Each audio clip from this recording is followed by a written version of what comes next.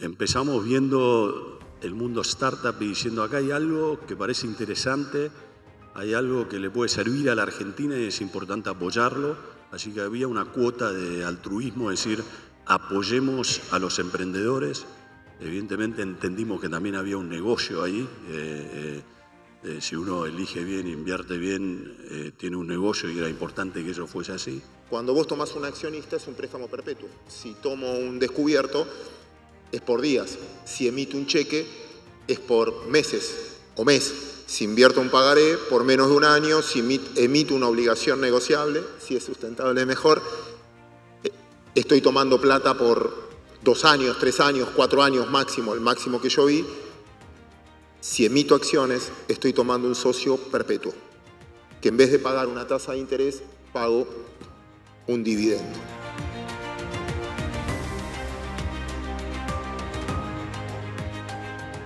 Aquí tenemos distintos sectores con altísimo potencial en donde la inversión en tecnología y la innovación son fundamentales para la competitividad y para no solo competitividad de cara al mundo, sino en la generación de empleo, en lo que es el desarrollo.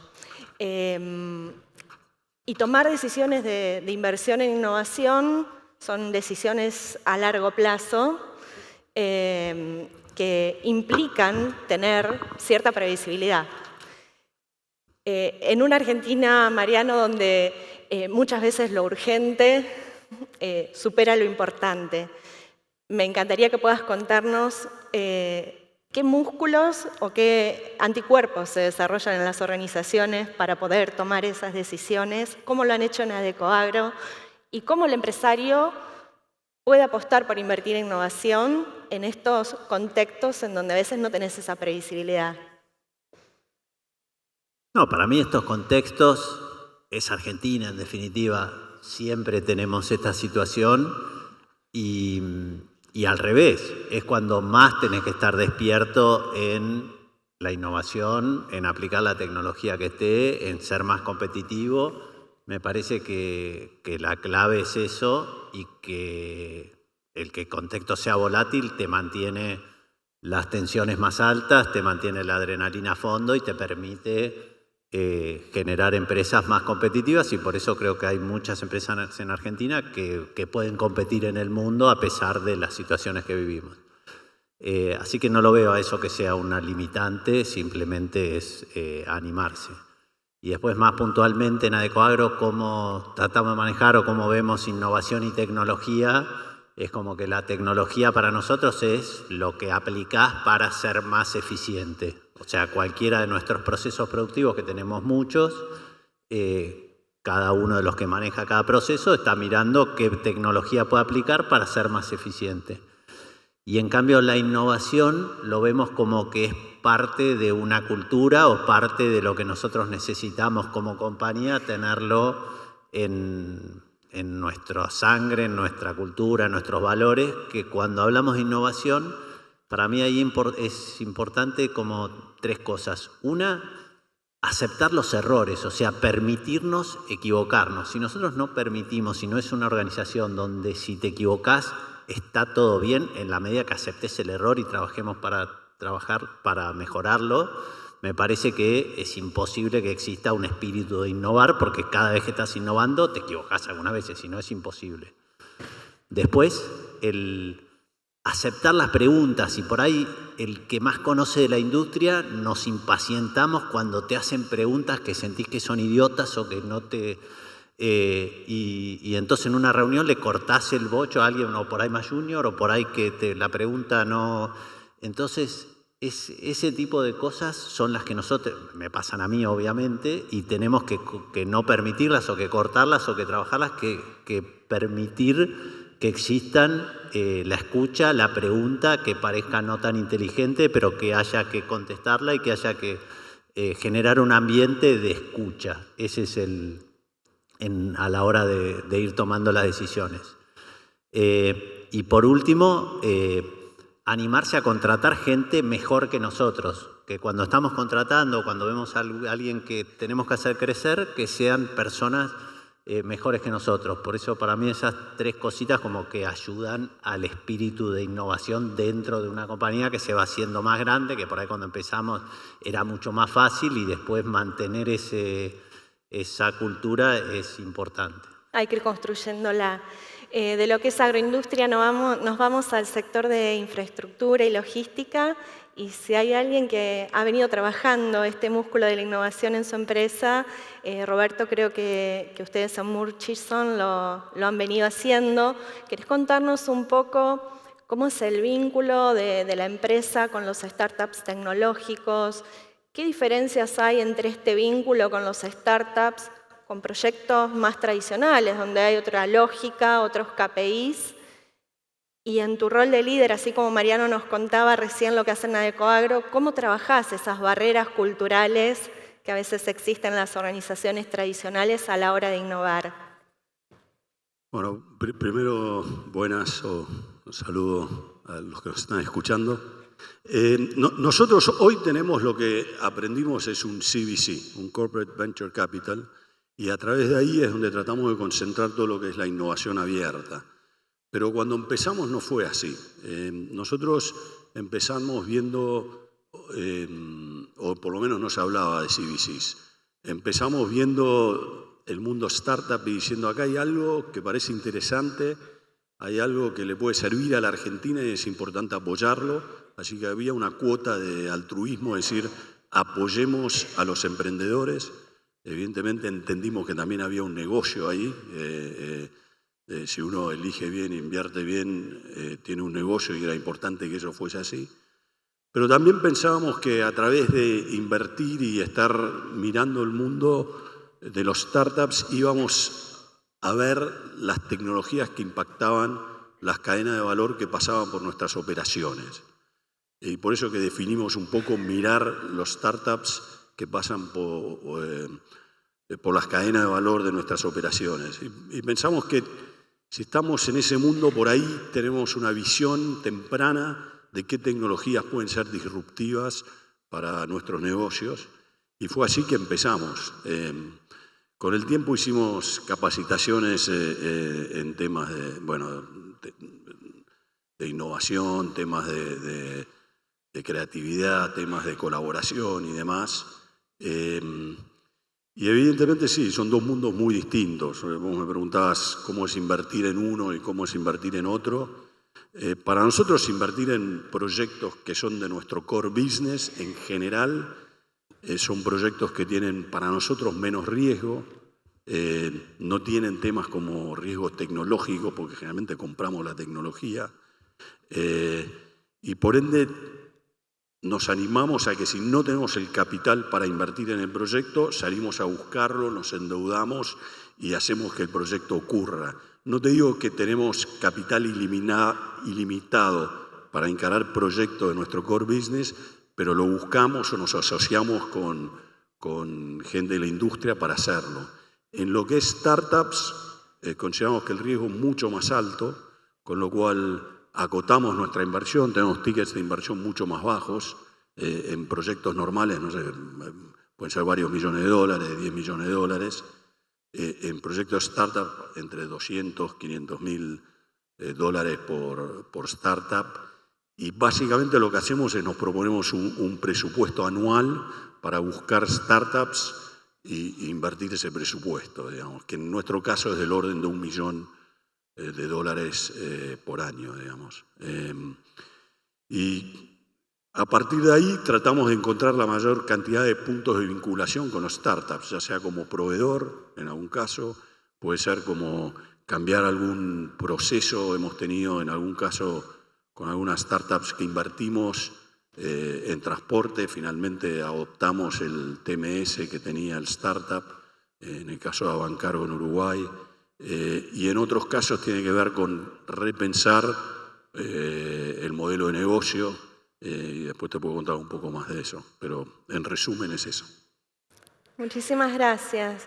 Y si hablamos de este espíritu innovador y de lo que es continuar un legado familiar y llevarlo más allá, Agustín, me parece que estaría buenísimo que compartas un poco la visión del Family Office de ustedes, del valor que le aporta San Miguel desde la innovación, del valor que ustedes aportan también a las empresas.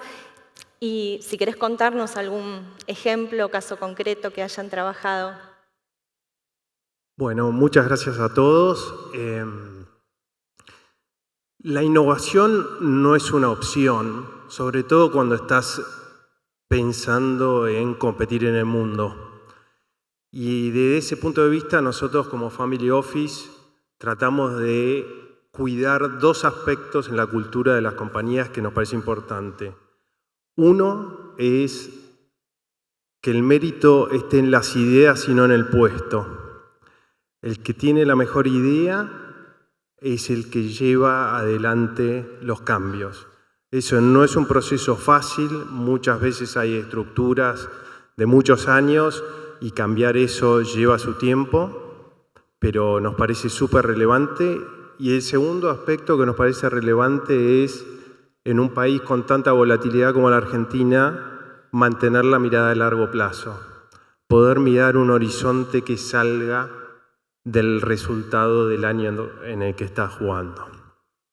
De San Miguel, que es una empresa que ya tiene 70 años, está operando en 3 países. La innovación inicialmente arrancó 100% interna, digamos. Nosotros teníamos nuestro equipo de I+D tradicional y ahí, digamos, íbamos evolucionando en distintos aspectos del negocio. Y con todo lo que es el auge del Venture Capital, empezamos a aprender de qué manera comunicarnos con los startups. Inicialmente teníamos una mirada muy ególatra de decir, si vemos algo bueno lo tenemos que comprar y meter en San Miguel, y ahí nos dimos cuenta que esas cosas no funcionan y hemos migrado a un esquema mucho más de partnerships. A muchas de las startups les viene bien probar su modelo de negocios en 3 países y aprender en ese deployment del producto, y de alguna manera ese esquema colaborativo ha funcionado y eventualmente eso puede terminar en una inversión o no. Hablando de un caso específico que me pedías, por ejemplo, hay un startup argentino que se llama Waterplan, invertido por Y Combinator, que lleva todo lo que es el tracking de la huella híbrida de agua, y de alguna manera para San Miguel nos sirvió mucho para todo lo que es el tracking, el reporting, e inclusive ya han incorporado inteligencia artificial para ver dónde se van a producir los gaps hídricos, tanto en excesos como en faltantes. Y eso nos sirvió obviamente para la operación y para la mejora productiva de San Miguel, pero también, y acá que lo tengo a Claudio al lado, la emisión de ONs sustentables, digamos, un aspecto muy importante tiene que ver con cosas como esas. Entonces, de alguna manera, la incorporación de una startup puede terminar teniendo un beneficio en las tasas de interés que una compañía puede pagar por poder emitir un bono sustentable. Y eso creo que hace un círculo bastante virtuoso en ese sentido. Clarísimo. Bueno, nos vamos de lo que es agroindustria y logística al mercado de capitales. Claudio, te tenemos a vos. El año 2024 la inversión, digamos, de capital alcanzó los 23.900 millones, registrando un crecimiento interanual del 42%. Cuando el mercado funciona, la economía real también le va bien. Creo que el mercado de capitales tiene un rol importante ahí y nos gustaría que nos puedas compartir esta visión de mercado de capitales como puente entre las empresas que están necesitando inversión para ser competitivas y aquellos inversores que están buscando retorno, seguridad, transparencia, y cómo esto puede impactar en sectores estratégicos para nuestro país. Gracias por la pregunta. Buenos días a todos. Completamente relevante. No hay país desarrollado en el mundo que no tenga un mercado de capitales desarrollado. El mercado de capitales, por definición, financia a largo plazo. El mercado bancario, por definición, financia el corto plazo, son complementarios. Cuando vos emitís una acción, San Miguel cotiza en bolsa, es un préstamo perpetuo. Cuando vos tomás un accionista, es un préstamo perpetuo. Si tomo un descubierto, es por días. Si emito un cheque, es por meses o mes. Si invierto un pagaré, por menos de un año. Si emito una obligación negociable, si es sustentable mejor. Estoy tomando plata por 2 años, 3 años, 4 años máximo, el máximo que yo vi. Si emito acciones, estoy tomando un socio perpetuo, que en vez de pagar una tasa de interés, pago un dividendo. Pero voy a hacer un desafío, ya que estoy acá, perdón, me voy a tomar el atrevimiento, juro que no la voy a usar para mal, pero les voy a sacar una foto a todos ustedes. Esperen que estoy al revés, me estaba sacando yo. Y a ustedes dos también. Con él todo bien, pero con ustedes no. Nosotros tenemos que ser la puerta de entrada a nuestro desafío como mercado de capitales, y les saqué una foto porque los quiero ver a todos en Vima, es que todos estén cotizando en bolsa. Siempre nos vieron como la salida. Creo una empresa, me va genial, o un fondo, todos tenemos, Vima también tiene su Venture Capital también, replicando el ejemplo, para comprar o adherir inteligencia ajena que potencie nuestro negocio, para invertir en gente mejor que nosotros, o sea, tomamos los 2 capítulos que ustedes decían, pero mi desafío en la gestión es multiplicar la cantidad de empresas listadas que hay en Argentina, porque eso habla del financiamiento a largo plazo. Siempre nos veían como el final de la historia. Me desarrollo, consigo un inversor ángel, y cuando las empomo en la bolsa y me voy. Y esa era la imagen, como el final. Nosotros ahora queremos formar parte del principio, en el desarrollo de toda esta compañía. Porque, repito, financiamos, nos hacemos socios de las compañías, los inversores se hacen socios de las compañías a largo plazo. Entonces, yendo a tu pregunta, el único camino que tiene para mí un país es con el crédito. El crédito es justicia social, si no el único que llega es el que tiene guita. La única manera de que haya justicia es que alguien con una buena idea consiga el crédito, y nosotros somos el ámbito de negociación donde se junta gente como yo, que no tiene innovación, que no tiene creatividad, que no tiene expertise en economía real, que pueda invertir en una empresa que tiene expertise, que tiene desarrollo, comprar inteligencia ajena en logística, en campo. Y es juntar esas dos comunidades. El inversor, mucha gente es como yo, que no tiene ahorros, pero no tiene la habilidad de generar nada. Y del otro lado, empresas que necesitan socios del silencio, porque no nos metemos en el directorio, no nos metemos. Finalmente es la sociedad perfecta. Si yo agarro los países más desarrollados del mundo, y cierro con esto, todos nacen cotizando en bolsa al principio, es el primer camino. Si miro las compañías más grandes del mundo, Nvidia, Google, son todos más jóvenes que todos nosotros, pero su primer camino fue, y lo planteo con un ejemplo que repito siempre, ¿cómo le explico interés compuesto a los alumnos? 1, 2, 4, 8, 16, 32, 64, 128, 250, no me desafíen más, pero esta es la curva. Startup, tecnología, innovación, llamarlo como fuera, también tiene esta curva. ¿Hace cuánto estamos hablando de IA? WhatsApp nace en el 2009, Mercado Libre nace bursátilmente en el 97, crea la empresa en el 97, debuta bursátilmente en el 2007, Facebook debuta bursátilmente en el 2013. Es cómo capto eso.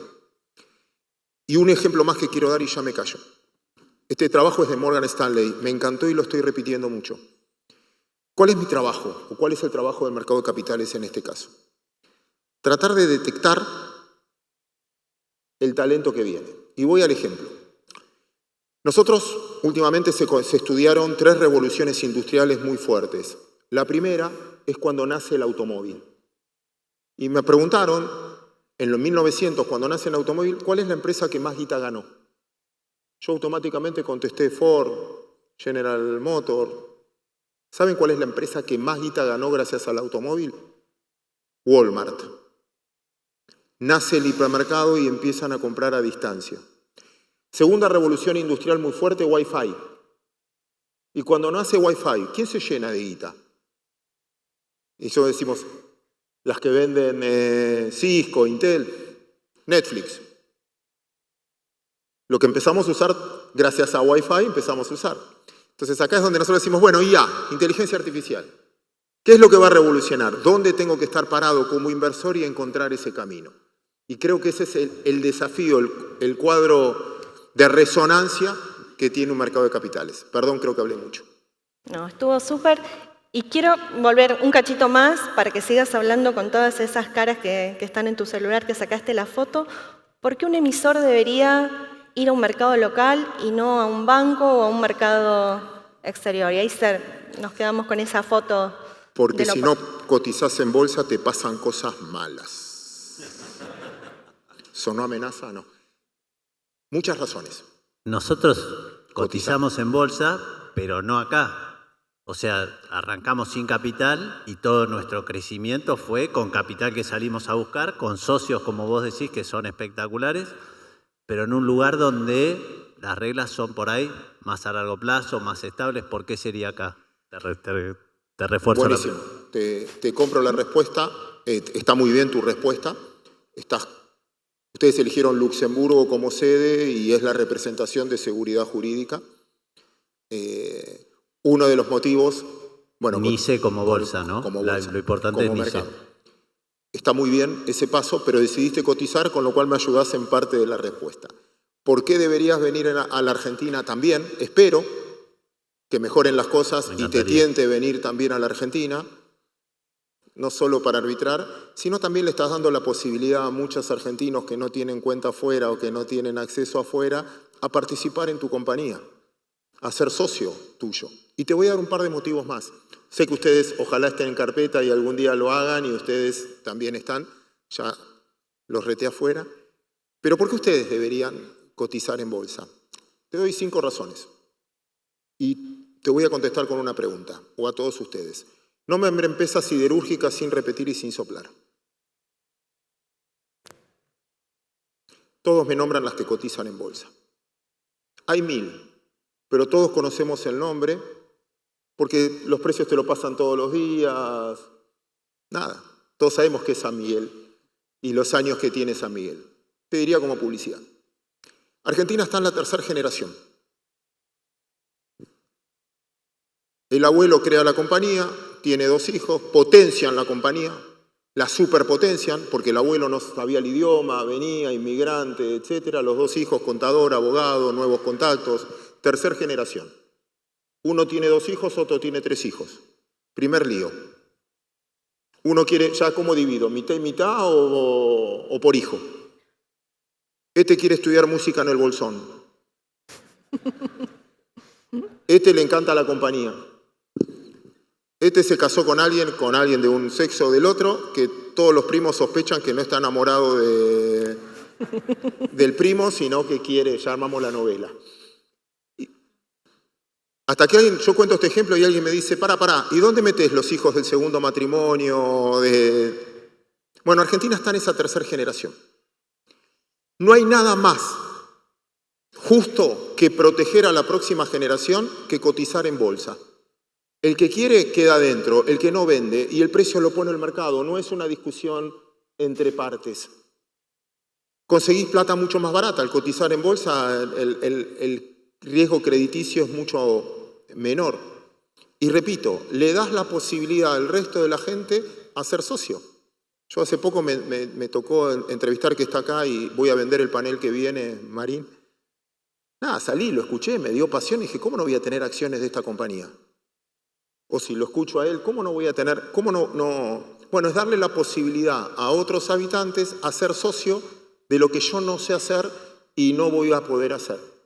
Y le das continuidad más allá de un gobierno, porque finalmente lo que estás haciendo es, repito, es un crédito perpetuo. Vima, la empresa que me toca presidir hoy, en el 29 va a cumplir 100 años. Llegar, chicos, llega cualquiera. Crear una empresa la crea cualquiera. trascender en el tiempo, necesitas otros valores. Credibilidad, confianza, 70 años de compañía. Y eso, veo las caras de ustedes que todavía no convencí a nadie, pero le saqué la foto. Tienen, abrir el capital es compartir ese conocimiento y potenciar claramente el desarrollo a costo gratis. Clarísimo. Bueno, nos volvemos a Agustín. No se nos va cortando el tiempo, así que rápidamente que nos cuentes un poco esta mirada de sustentabilidad del grupo y esta inversión que han realizado en Queclón, qué valor les aporta y que nos puedas ampliar un poquito sobre eso. Bueno, voy a intentar ser breve por el tiempo.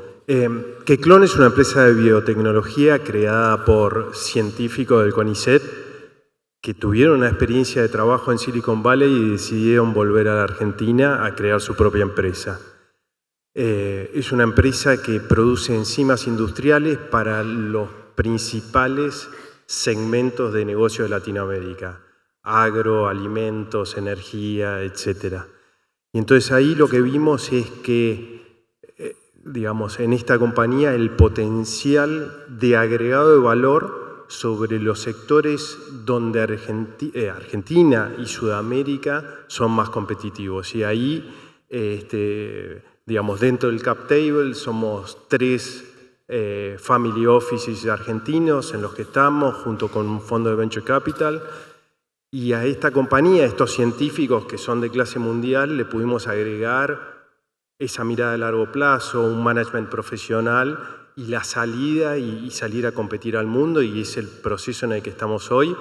Y bueno, somos muy entusiastas en que eso puede suceder.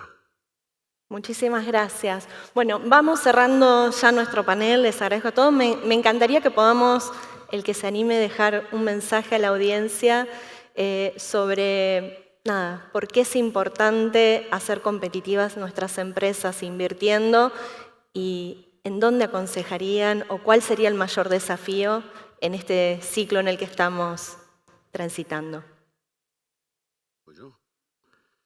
Primero me dejaste pensando, Claudio, porque nosotros cumplimos 130 años en el 27 y soy la 4ª generación, así que cuando te escribiste la 3ª, imagínate la 4ª. Pero bueno, tenemos músicos de todo, cineastas, pero bueno. Yo tal vez una de las cosas que me quedo pensando, yendo a futuro y dónde uno debería invertir y demás, es una anécdota. Yo hace 5 años tengo un hijo físico, una hija abogada y otra hija arquitecta. Y los obligué a los 3, cuando terminaron el colegio, a aprender a programar. Hoy en día todos se ríen de mí. Los 3 me ríen. Vos no dijiste que programemos y ahora con la inteligencia artificial, no sé qué. Y ahora se habla de inteligencia artificial. Yo creo que un tema que tenemos que invertir mucho es en la gente, en tener gente madura, estable, que sepa razonar bien, que sepa entender los negocios. Las tecnologías van a venir y es difícil predecir cuáles son las dominantes, pero me parece que pensar bien en cómo desarrollamos la gente y qué gente elegimos para trabajar creo que es un tema importante, si tuviese que hablar de inversión, digamos. Bueno, muchísimas gracias a todos. Les pido un fuerte aplauso para el panel.